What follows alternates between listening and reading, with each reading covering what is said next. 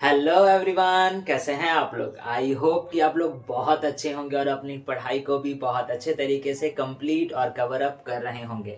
जैसा कि आप लोगों को पता है कि अभी हम लोग हमारे क्लास 11th के बिजनेस स्टडी सब्जेक्ट को पढ़ रहे हैं और बिजनेस स्टडी सब्जेक्ट में अभी हम लोग हमारे बिजनेस सर्विसेज वाले चैप्टर को पढ़ रहे हैं। और बिजनेस सर्विसेज वाले चैप्टर में अभी हम लोग हमारे सेकंड वाले बिजनेस सर्विस को पढ़ रहे हैं जो हमारा कहता है इंश्योरेंस। और आज का ये वाला पर्टिकुलर वीडियो हमारे इसी इंश्योरेंस सर्विस का पार्ट नंबर 2 होने वाला है।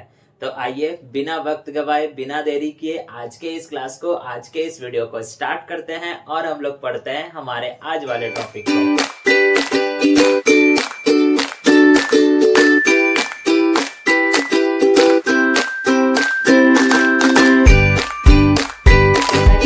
आपको बताया कि आज के इस क्लास में हम लोग हमारे सेकंड वाले बिजनेस सर्विस यानी कि इंश्योरेंस सर्विस के पार्ट नंबर 2 को पढ़ेंगे। सो बेसिकली आज के इस क्लास में, आज के इस वीडियो में हम लोग कौन से टॉपिक को पढ़ेंगे, तो आज के इस क्लास में, आज के इस वीडियो में हम लोग पढ़ेंगे टाइप्स ऑफ इंश्योरेंस, यानी समझेंगे कि आखिरकार इंश्योरेंस के कौन कौन से टाइप्स होते हैं। तो आइए पढ़ते हैं और समझते हैं इंश्योरेंस के टाइप्स को।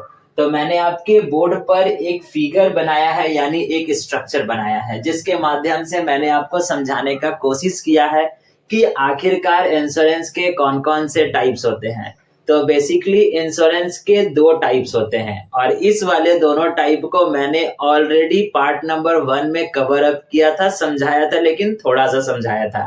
अगर आपने इंश्योरेंस सर्विसेज के इंट्रोडक्शन क्लास को यानी पार्ट नंबर 1 को नहीं देखा है और नहीं समझा है कि इंश्योरेंस कहते किसको है, इंश्योरेंस के कौन कौन से कैरेक्टरिस्टिक्स होते हैं, तो आपको उस वीडियो का लिंक नीचे डिस्क्रिप्शन बॉक्स में मिल जाएगा, जहां से जाकर कर आप इस इंश्योरेंस सर्विस के पार्ट नंबर 1 को या फिर इंट्रोडक्शन क्लास को पढ़ सकते हो और समझ सकते हो। अब आइए हम लोग समझते हैं कि आखिरकार इंश्योरेंस के कौन कौन से टाइप्स होते हैं और कितने टाइप्स होते हैं। तो इंश्योरेंस के बेसिकली 2 टाइप्स होते हैं। पहला वाला हमारे पास कहता है लाइफ इंश्योरेंस और दूसरा वाला हमारे पास कहता है जनरल इंश्योरेंस। तो सबसे पहले हम लोग समझ लेते हैं कि आखिरकार लाइफ इंश्योरेंस कहते किसको है। तो आप हमेशा याद रखिएगा कि जब कभी भी कोई भी व्यक्ति, कोई भी इंसान खुद का इंश्योरेंस करवाता है तो उस इंश्योरेंस को हम लोग लाइफ इंश्योरेंस कहते हैं। आप बहुत बार अपने फैमिली के मुंह से या फिर बहुत सारे लोगों से सुनते होंगे कि मैंने खुद का इंश्योरेंस करवाया है। तो जब कभी भी कोई भी इंसान खुद का इंश्योरेंस करवाता है तो उसको हम लोग लाइफ इंश्योरेंस कहते हैं। और कोई भी व्यक्ति खुद का इंश्योरेंस 3 अलग अलग तरीके से करवाता है। पहला तो हो गया लाइफ इंश्योरेंस, दूसरा हो गया एक्सीडेंटल इंश्योरेंस और तीसरा हो गया हेल्थ इंश्योरेंस। तो इस हेल्थ इंश्योरेंस को और एक्सीडेंटल इंश्योरेंस को हम बाद में समझेंगे, पहले अभी हम लोग समझ लेते हैं लाइफ इंश्योरेंस को। लाइफ इंश्योरेंस का मतलब हो गया कि जब कभी भी कोई भी व्यक्ति अपने पूरे लाइफ का इंश्योरेंस करवाते हैं, यानी जीने और मरने की बात जहां पर आती है, तो उस वाले इंश्योरेंस को हम लोग लाइफ इंश्योरेंस कहते हैं। और आज के इस समय में, आज के इस युग में हमारे इंडिया में अगर लाइफ इंश्योरेंस से रिलेटेड अगर कोई एक बहुत बड़ी कंपनी या कोई एक बहुत बड़ा नाम या प्लेटफॉर्म हमारे सामने आता है तो वो है LIC, जो कि देखिए मैंने यहाँ पर एग्जाम्पल भी लिखा है LIC का, जिसका फुल फॉर्म होता है लाइफ इंश्योरेंस ऑफ कॉर्पोरेशन। और भी बहुत सारे इंस्टीट्यूशन है जहां पर लोग अपने लाइफ का इंश्योरेंस करवाते हैं, लेकिन ये एक पर्टिकुलर ऐसा इंस्टीट्यूशन है, ये एक पर्टिकुलर ऐसा ऑर्गेनाइजेशन है जो बहुत बड़ा है और बहुत बड़ा प्लेटफॉर्म पे आज के डेट पर इस लाइफ इंश्योरेंस से रिलेटेड वर्क कर रहा है। तो इसी कारण से मैंने इसका एग्जाम्पल लिया है, ठीक है। अब इस वाले प्लेटफॉर्म पर या फिर कोई और भी जगह पर जब कोई भी इंसान खुद के लाइफ का इंश्योरेंस करवाता है तो उस पर्टिकुलर टर्म को या उस पर्टिकुलर को हम लोग लाइफ इंश्योरेंस कहते हैं। अब इस दौरान आपको पता है कि अगर कोई भी व्यक्ति खुद का इंश्योरेंस करवाएगा तो वो प्रीमियम पे करेगा, मैंने आपको बात बताया था। अब ये प्रीमियम डिपेंड करता है उस इंसान पे कि वो इंसान अपने लाइफ के इंश्योरेंस का प्रीमियम किस तरीके से पे करता है, या तो हर मंथ पे करे, या हर 3 महीने पे करे, या हर 6 महीने पे करे, या हर साल पे करे, ठीक है। ये बात आप याद रखिएगा। और वो पूरा लाइफ इंश्योरेंस का एक ड्यूरेशन होता है कि उसको कब तक उस पर्टिकुलर प्रीमियम को पे करना है। सपोज दैट मैंने अपना अगर इंश्योरेंस करवाया है, तो मैंने जो भी इंश्योरेंस करवाया है तो उस पर्टिकुलर प्रीमियम का अमाउंट 6,524 रुपया है, जो हर 3 महीने पे हमको पे करना है 15 साल तक। तो मैंने आपको बता दिया कि हर 3 महीने तक हमको कब तक पेमेंट करना है, 15 साल तक पेमेंट करना है। और 15 साल के बाद बाकी का 5 साल और हमको उस अमाउंट को छोड़ना पड़ेगा, और एट द एंड 21 साल के बाद हमको एक सर्टेन अमाउंट यानी ऑलमोस्ट 10 लाख रुपए के आसपास हमको वो लाइफ इंश्योरेंस कंपनी हमको देगी। ठीक, तो ये कब देगी? जब अगर हम जिंदा रहेंगे तब, यानी अगर मैंने प्रीमियम करवा लिया और 21 साल तक अगर हम जिंदा रहेंगे, तो 21 साल के बाद वो लाइफ इंश्योरेंस ऑफ कॉर्पोरेशन जो भी कंपनी होगी, वो हमको जो है वो सर्टेन अमाउंट यानी जो फिक्स्ड अमाउंट जो तय हुआ होगा पॉलिसी खुलवाते वक्त, वो अमाउंट वो हमको देगी। अगर उस बीच यानी 21 साल के बीच अगर हमारी मृत्यु हो जाती है, तो मेरे जो भी फैमिली रिलेटिव जो भी मेंबर्स होंगे, यानी फैमिली के जो भी मेंबर्स होंगे, उनको वो अमाउंट मिलेगा। इनफैक्ट फैमिली के मेंबर्स को नहीं, नॉमिनी को मिलेगा। आपको पता होगा, अगर आप अकाउंट भी खुलवाने जाते हो तो नॉमिनी का नाम आपसे पूछा जाता है।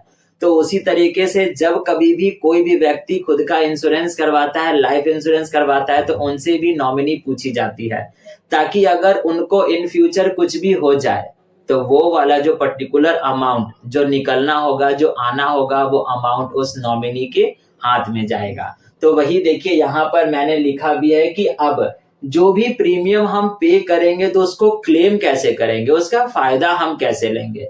तो उसका फायदा हमको कब मिलेगा? जब हमारी मृत्यु हो जाएगी तब, या तो उस पर्टिकुलर प्लान की मैच्योरिटी हो जाएगी तब। तो मैंने आपको दोनों बात आपको बता दिया, और आई होप सो कि आपको ये लाइफ इंश्योरेंस समझ में आ भी गया होगा। अब हम लोग समझते हैं दूसरे टाइप ऑफ इंश्योरेंस को, जो हमारा कहता है क्या, जनरल इंश्योरेंस। और इस जनरल इंश्योरेंस को 3 अलग अलग पार्ट में बांटा है। पहला वाला कहता है फायर इंश्योरेंस। तो आइए समझते हैं फायर इंश्योरेंस कहता है किसको है। तो जब कभी भी अगर हमारे बिजनेस को या हमारे रिलेटेड किसी भी वस्तु पे अगर आग लग जाए और उसके बाद अगर कोई लॉस होता है, तो उस लॉस को कवर कौन करेगा? ये फायर इंश्योरेंस कंपनी कवर करेगी।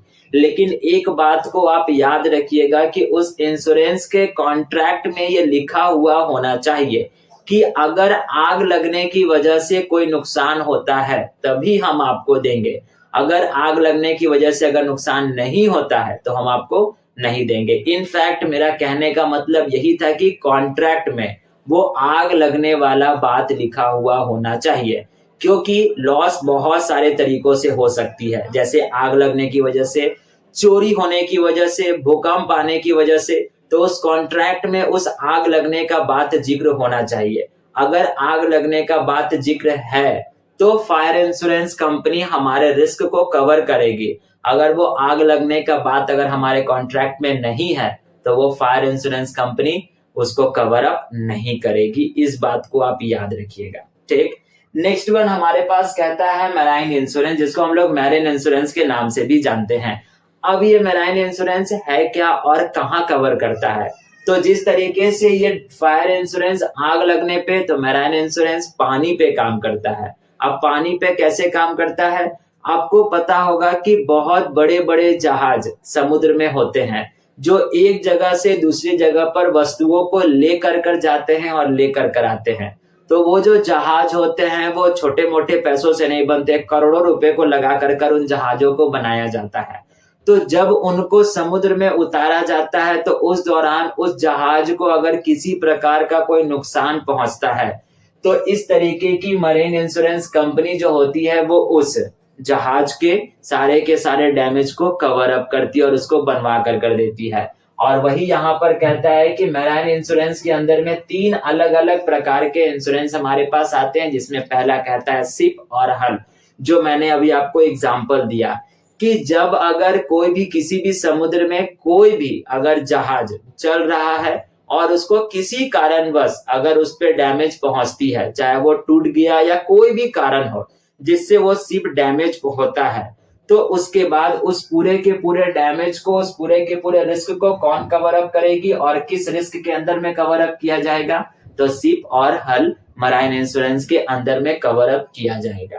ठीक, नेक्स्ट वन हमारे पास कहता है कार्गो। अब आपको ये भी पता होगा कि वो जहाज जो है वो खाली तो एक जगह से दूसरी जगह पर नहीं जाएगा, जाहिर सी बात है उस पर सामान भी जाएगा, और वो जो सामान होते हैं वो बहुत महंगे होते हैं, और साथ साथ समुद्र के मौसम का कोई भरोसा नहीं है, कब तूफान आ जाएगा, कब क्या हो जाएगा, कोई ठिकाना नहीं है। अब तूफान आने की वजह से एक आध अगर कंटेनर अगर समुद्र में गिर गया तो अब क्या होगा, आखिरकार उसका रिस्क कौन कवर करेगा, तो उसका रिस्क कौन कवर करेगा, ये कार्गो मराइन इंश्योरेंस वाली कंपनी जो है वो कवर अप करेगी। ठीक, समझ में आ गया होगा कि शिप वाला कब कवर अप होगा और कार्गो वाला कब कवर अप होगा।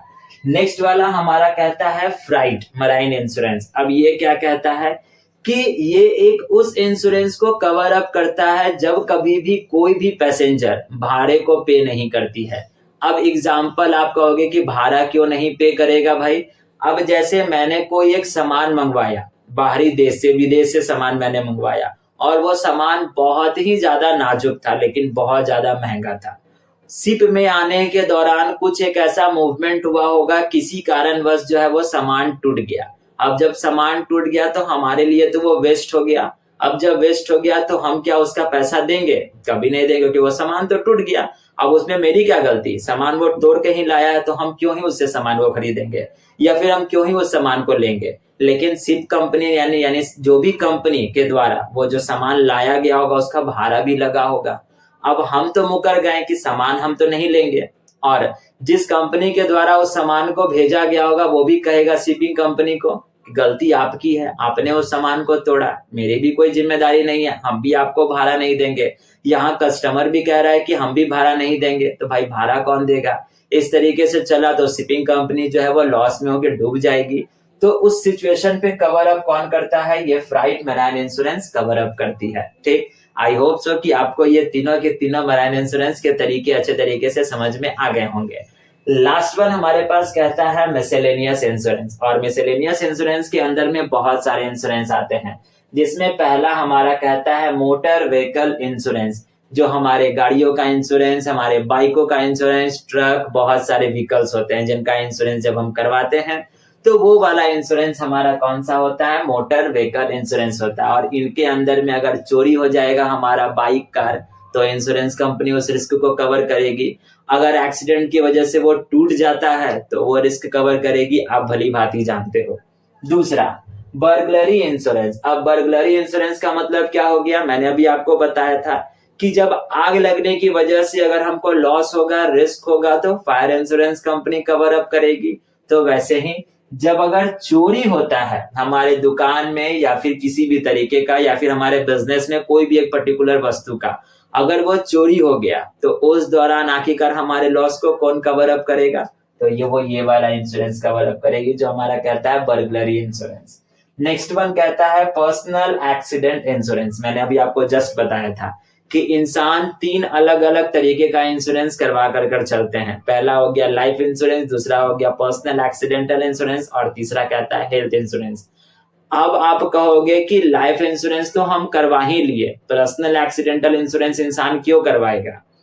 अब लाइफ इंश्योरेंस क्या बताया था, अगर मरोगे तब पैसा मिलेगा, और नहीं तो जिंदा रहोगे तब पैसा मिलेगा। अगर बीच में लटके रह गया तो पैसा नहीं मिलेगा।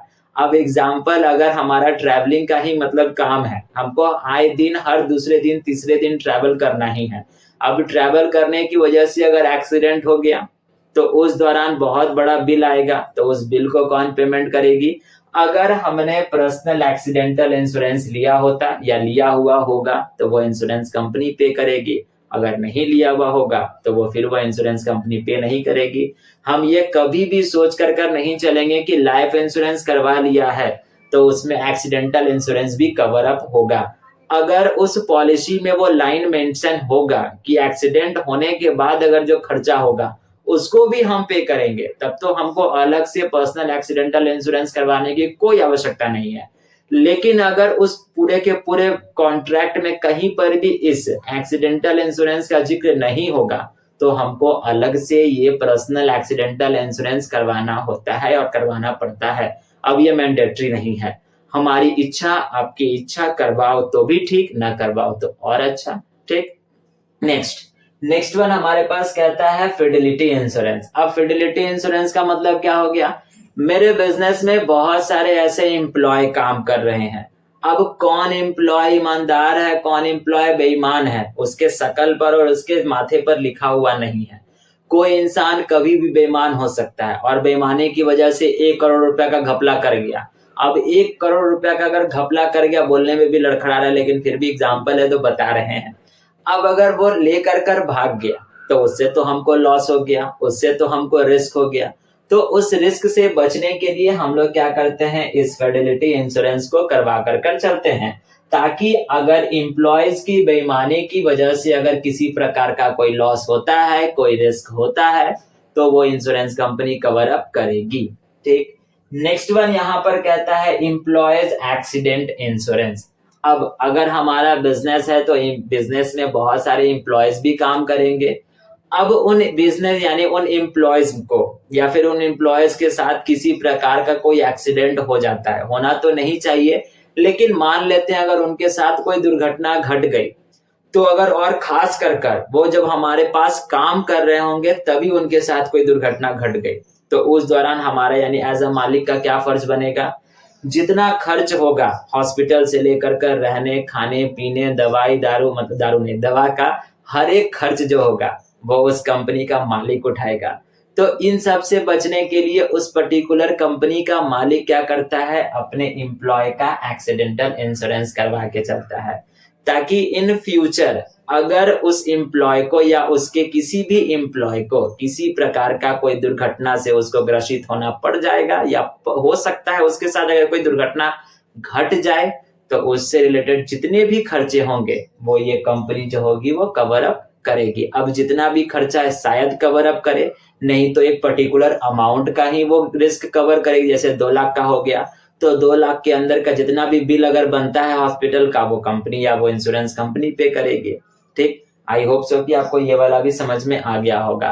और लास्ट वन हमारा कहता है हेल्थ इंश्योरेंस। अब हमारी स्वास्थ्य की कोई गारंटी नहीं है। जिस तरीके से जिस इन्वायरमेंट में आज के इस युग में हम लोग रह रहे हैं, तो छोटे छोटे बच्चों को भी बीमारियां हो जाती है और आपको और मेरे शरीर में भी कोई ना कोई बीमारी होगी जो आज नहीं पता चल रही है, लेकिन होने वाले यानी आने वाले 5 साल या 10 साल के बाद जरूर पता चलेगा।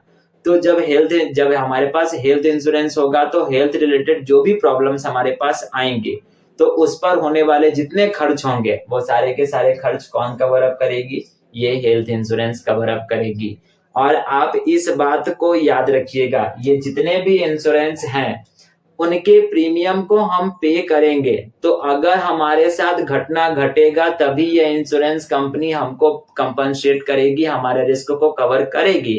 अगर हमारे साथ कोई दुर्घटना नहीं घटेगा तो इंश्योरेंस कंपनी वो पैसा कभी भी वापस नहीं लौटाएगी। आपके मन में ये दिमाग में ये क्वेश्चन चलना चाहिए था। जैसे एग्जाम्पल के तौर पे ये मोटर व्हीकल इंश्योरेंस, आपके घर में कोई ना कोई कार और बाइक होगा जिसका हर एक साल इंश्योरेंस होता होगा। चलिए 5,000 का एक किसी कार का इंश्योरेंस हो गया। अब जरूरी तो नहीं है कि वो कार का इंश्योरेंस जब हुआ तो उससे जिस दिन हुआ और जब वो इंश्योरेंस खत्म होगा, उस ड्यूरेशन के बीच में गाड़ी का ओनर या गाड़ी के साथ किसी प्रकार कोई एक्सीडेंट ही हो जाए, क्योंकि हर कोई तो यही चाहता है कि मेरा जो संपत्ति वो बच कर रहे। अगर होता है उसके साथ, उस गाड़ी के साथ कोई दुर्घटना घटती है या चोरी होता है, तो जाकर कर इंश्योरेंस कंपनी उस चीज को कवर अप करेगी। अगर नहीं होगा, उस गाड़ी के साथ किसी प्रकार का कोई दुर्घटना नहीं होगा, तो वो इंश्योरेंस कंपनी किसी प्रकार का कोई कंपनसेशन अमाउंट पे नहीं करेगी और ना ही हमारे दिए गए प्रीमियम अमाउंट को भी वापस करेगी। आप इस बात को याद रखिएगा, ठीक है। और ये जितने भी बातें अभी मैंने आपको बताई कि ये वापस लौटाएगा पैसा या नहीं लौटाएगा, वो सारे के सारे as a principles of insurance है, जिसको हम लोग इस वीडियो के बाद वाले नेक्स्ट वाले पार्ट में पढ़ेंगे कि आखिरकार कौन कौन से प्रिंसिपल्स होते हैं इंश्योरेंस के। तो अभी आप क्या कीजिए, पहले सबसे पहले वीडियो को यहाँ पर पॉज कर लीजिए और इसका स्क्रीनशॉट लेकर अपने पास रख लीजिए और मेक श्योर कि आप इसको अपने कॉपी में बहुत अच्छे तरीके से राइट डाउन कीजिएगा और साथ साथ इसके जो भी मीनिंग्स हैं वो सभी के सभी मीनिंग्स आपको आपके बुक में मिल जाएंगे। तो आप प्लीज आप अपने बुक से इन सभी टॉपिक्स के मीनिंग्स को आप खुद से लिख लीजिएगा, क्योंकि ये बहुत सारे टॉपिक्स थे। अगर सबके टॉपिक्स के अगर मीनिंग अगर हम लिखने बैठ जाते तो शायद ये बोर्ड भर जाता है, लेकिन हमारा टॉपिक खत्म नहीं होता। लेकिन हमको एक ही टॉपिक में ये सारे के सारे मतलब को आपको समझाना था, तो मैंने इसी कारण से इस तरीके का चार्ट बना दिया।